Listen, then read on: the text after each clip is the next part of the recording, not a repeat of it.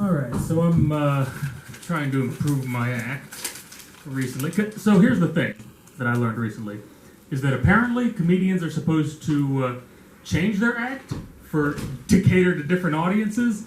I wish I had known that sooner, because that's something I still have a problem with. And like even local open mics around here can have very, very different vibes. Like some are kind of weird and artsy. Don't worry, that's my favorite type. But the majority are kind of like, an empty bar. The only other people in there are other comedians. If there is another person in the audience, they're usually kind of lurking in the shadows, doing something like mildly ominous, like sharpening a hatchet or something. Like just... And the comedy that you do at those places is very different. I'll give you an example. I was at one of these, and my friend was up there performing. And I wish I could remember what it was that he was... Oh, yeah. No, he was doing stuff about, like, what it's like to be a black guy married to a white woman, stuff like that, and all the stuff that goes along with it. And he said, like, look, I just like all women, I like the whole spectrum of people. And, oh, hey, speaking of spectrums, you would know a lot about being on the spectrum, right, Leslie? Now, unlike you, I laughed at that. And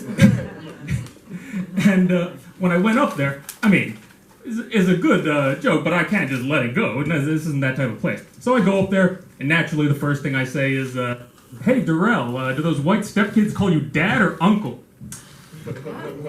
Okay, that's the result I thought I was going to get here. Now, he almost fucking died laughing, but that's the thing that I'm trying to learn, is how to do different things, for different audiences. Because, like, you've got to understand, it was just National Poetry Month, right? Do you have any idea how badly I wanted to go up to some poet, like right after doing some really deep, like meaningful, emotional poem, and be like, hey man, that shit didn't even rhyme. Did you hear this motherfucker? He said he's doing poetry, the shit didn't even rhyme. Oh my god, you know what? From now on I'm gonna call you Walt Shitman. That's your new nickname.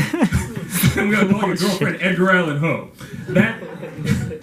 Do you know how fast I would get my ass kicked for doing that? And you don't want to get your ass kicked by a poet. For a number of reasons.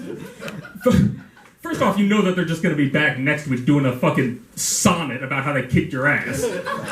Bunch of rhyming couplets about kicking your teeth in. You never want your ass whooping to be commemorated in song for all time. You don't want, like in 100 years in a post-apocalyptic wasteland, some scavenger like comes across a book and they open it and they're like, well, it says here that this guy named Leslie was a little bitch. It says it right here in black and white. Okay, thank you.